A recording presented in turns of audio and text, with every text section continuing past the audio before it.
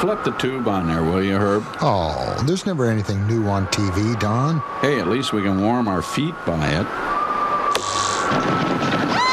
Seen it. Seen it. Seen it. What is it? You okay, Don? Yeah, I guess so. What do you think of this channel? Well, my feet are warm. And now, the one you've heard about, the one you've been waiting for, the quarterback of questions, the King Kong of knowledge, the Duke of discovery, the giantest of scientists, the Elvis of experimentation, the Bee-Man himself.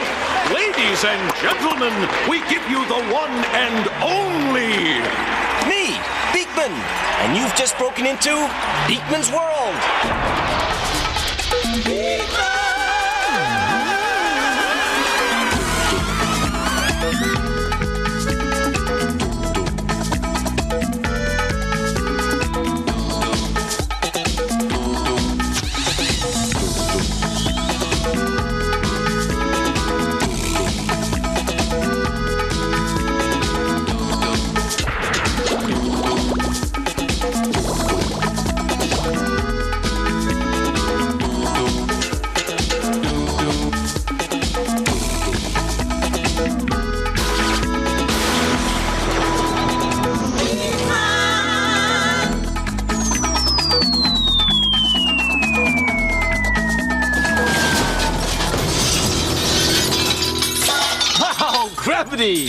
It's the law.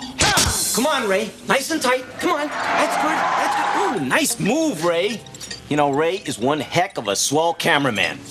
So, here I am on my monumental mission to describe how the world works, to illuminate on the mysteries of the universe, to explain life in ways you've never heard before, to describe complex principles in ways you'll now understand, to clarify that... Oh, my can-do assistant, Josie. You mean you're sometimes pushy, but always beautiful assistant, Josie. That's it? Let's go. Okay. We got a lot of questions to answer. Yeah, here's my question. What am I doing here? Oh, good old Lester. How's our favorite little lab rat doing? Better known to some as Lester the Desperate Actor. Go ahead with your little TV patter. But I am destined to be a movie star. And nobody is gonna rain on my parade. Psst, Lester. Huh?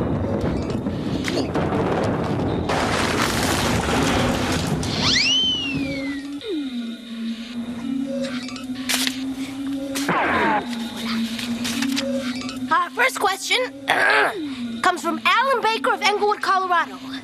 Alan wants to know, where do poodles go after it rains? They probably do a poodle parlor to dry off. Sorry, guys, not poodles. Puddles. Where do puddles go after it rains? Oh, everybody knows the answer to that. Yes. Hey, you see it all the time. It rains, the sun comes out, the puddles dry up. End of story. Next question, please. Yeah, the puddles dry up, but where does the water go? Some stupid dog comes by and licks it up. Probably a poodle. Yeah. You know, this is an excellent question, and I am going to answer it, but first, you know, I need to make a puddle. Oh, you should have thought of that before the show started. Okay, first for puddle, you must have rain. Okay, un peu de rain. And today, I've got some French rain, where the best in the world, and this very good year. Okay, oh, and this rain, it have boubelle. That's right, boubelle. Oh, en anglais, bubble. Boubelle, bubble, boubelle, bubble. I don't know. Okay. Next, for the rain, must have some well-seasoned thunder. That's right, thunder, look. Okay. Big storm. Après the thunder, always have lightning. Look, lightning do strike in same place twice. Okay. Après, must have some dirt, okay? 3/4 cup of dirt. But please, don't use the dirty dirt. You are obliged to use only the clean dirt, okay? And the dirt like that, formidable. Okay, look at the interaction, hein? Formidable, vachement chouette. Okay, now must have a pinch of gum. I'm coming! That's amusing, sort of. But where does a puddle go after it rains? I know what happens to it. It disappears. Well, you may think it disappears, Josie, because you can't see it. But everything goes somewhere. Nothing disappears. Oh, yeah? How about my agent after he got me this gig? Believe me, nothing disappears. Ever. Oh, okay. Prove it. Well, okay. But first, you need to know what rain is. It's wet. Right, yes, rain is wet. But rain, before it was rain, wasn't always wet. Ray, I need a light. No. A mud light. Oh, thank you. Now, this beautiful piece of yellow Scandinavian plastic shall represent the sun. Okay, let's turn it on. Here we go. Now, the sun beams its rays down onto the puddle. As the heat of the sun warms up the water in the puddle, the water evaporates, which means it turns into an invisible gas called water vapor. And the water vapor rises up into the sky. Now, let's say that this plastic wrap right here is the invisible gas, the water vapor. Now, as it rises, it cools off. Well, that's because the higher up you go, the colder it gets. When water vapor gets cold, it condenses, which means it squeezes really tightly together, and the vapors turn back into little tiny drops of water. The drops bunch up and form clouds like this. Now, when the tiny drops grow too large to be held in the clouds, they fall as raindrops, like that. And the raindrops make puddles. Then, a little bit later, the sun comes out again, right? Heats up the water becomes water vapor, evaporates, goes up into the sky, becomes clouds, right? Rains down, back, makes another puddle, bop, bop, bop, boom, boom, boom, right? The entire Megillah is called the water cycle.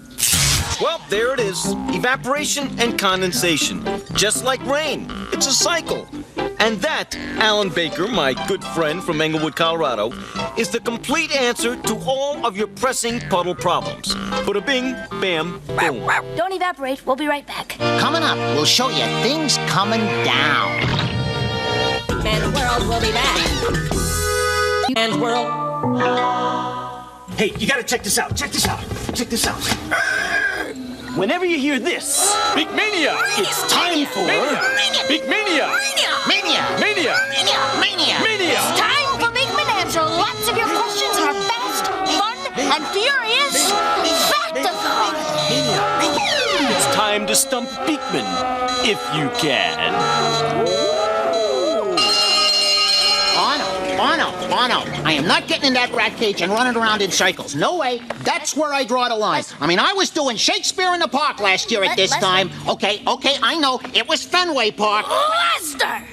Just spin the drum!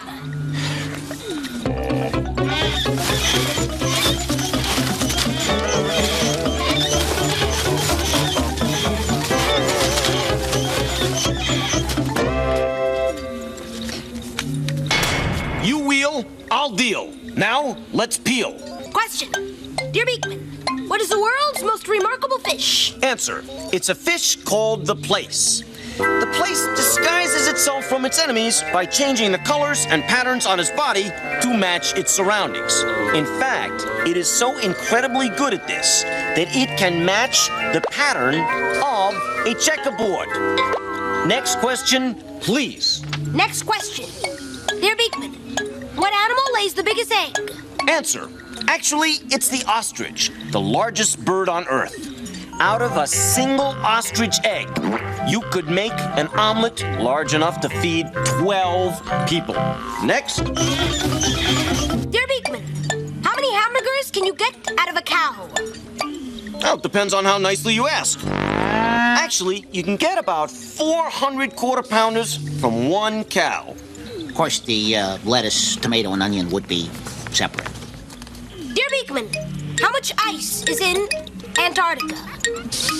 They got our letter. They got our letter. Calm down, Don. I want to hear the answer. I've got a lot invested in this ice cube we call home. There is so much ice in Antarctica that if it could ever all melt, the level of the world's seas would rise about 200 feet on Earth, and a quarter of the dry land would be submerged. Phew, that's a relief, Don. We're going to have a home for a long, long time. Just the same, I'm going to be extra careful with the space heater. Question, is it true that all things fall at the same rate? A gravity question. I love gravity questions. Okay, you can bet your friends about this one. There's always a doubter around. If you drop an eggplant and a piece of paper at the same time, which one would hit the ground first? 10 to 1 on the eggplant. Well, I say they hit at the same time. They can put me down for a fin. Hey, buongiorno! I'm Galileo. Galileo. I'm so nice, they say my name twice. Hey, did you know this is my first invention? Yeah, that's right. I came up with this in 1609. I was gonna call this thing the faraway make a look a clososcope, but that's a mouthful, eh? So I call it my telescope, yeah. But I'm up here for one thing only. Gravity, that's right, yeah. All right, I need an eggplant. No, come on, it's an eggplant. I want an eggplant. Oh, it's eggplant. Hey. Okay, and a piece of paper, please. All right. Now, let me see which one of these things hit the ground first. The paper or the eggplant? Larry, you probably gonna say it's the eggplant because it's a fall vegetable. But boom. You know, I'm the guy who proved that if you drop things at the same time, even though they don't weigh the same, they're gonna land at the same time. That's right. Experiments should be performed at home, only with adult supervision, and all appropriate safety precautions should be taken. All directions should be followed exactly, and no substitution should be used. Drum roll, if you please. Close enough. No way are they hitting the floor at the same time. No way. Here we go. Hey.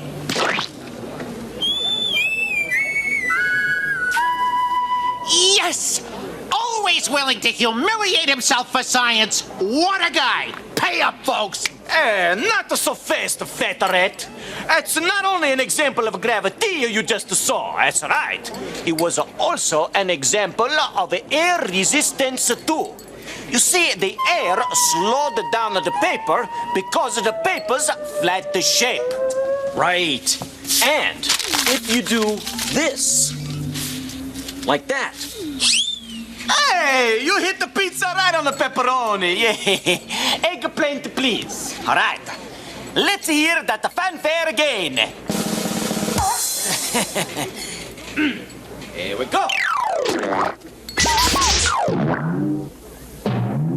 Hey, Pachigaloop, look at that. Yes! They land at the same time. All right, nobody try collecting. Huh? Mr. Rat's paws were crossed. Don't forget, gravity. It's the law.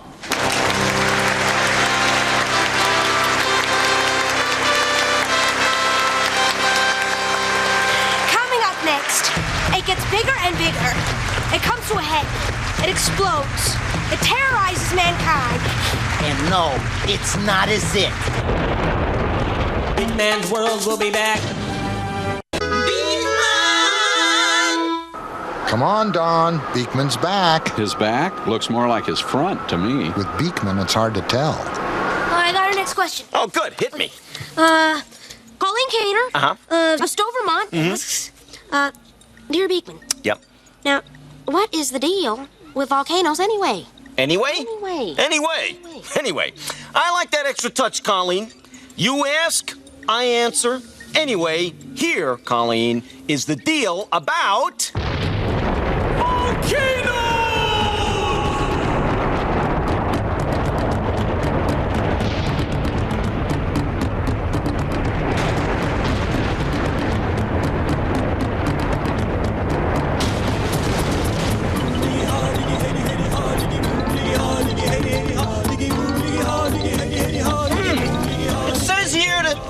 Earthquakes, volcanoes are among the most powerful forces in nature.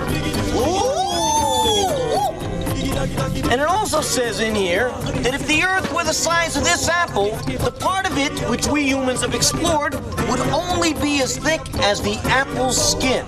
An Earth today keeps the volcano away. The reason we don't know that much about the inside of the Earth is because the Earth is just too doggone difficult to drill through. And just too doggone big to put under a microscope. Let's take a look at this little part of the model right here. This part. People used to think volcanoes started here in the core of the Earth. But we've since learned they start much closer to the surface. Right in here, right where I took out the bite. Now this is what we think the inside of our planet Earth looks like. The top layer of the Earth, which averages about 20 miles thick, is called the crust. I usually eat around the crust.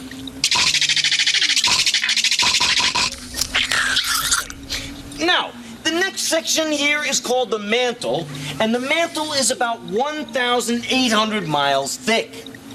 In the lower crust and the upper mantle, there are pockets of hot melted rock called magma. Josie, can you give me a hand, please? Thank you. Let's pretend this glove is magma. He's a magma PI. Because of all the heat and all the gases in magma, pressure builds up and forces the magma out of a weak spot in the Earth's crust. It either oozes out gently or explodes out violently. Either way, it's called an eruption. And Can I interrupt you for a second? Yes. So, what's lava?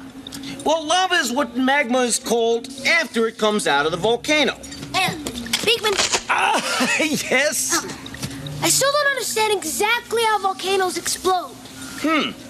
Really? Well, it's as easy as pie. Pie. Cherry. So what does a cherry pie have to do with the volcano? Well, it's really another way to think of a volcano. See, a pie's crust is a lot like the Earth's crust. And the cherries inside a pie, they're a lot like the hot rock far below the Earth's surface. The pie's filling when it comes out is a lot like lava when it comes out of the volcano. And the steam inside a pie, just like a volcano's gases. See? It's a piece of cake.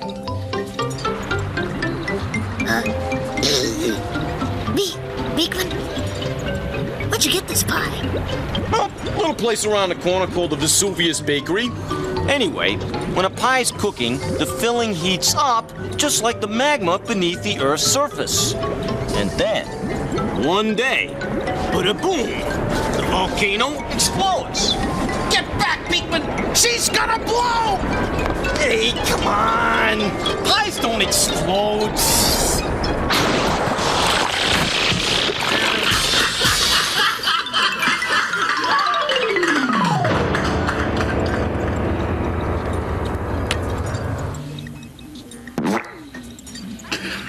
Wow! Pie really does go on forever.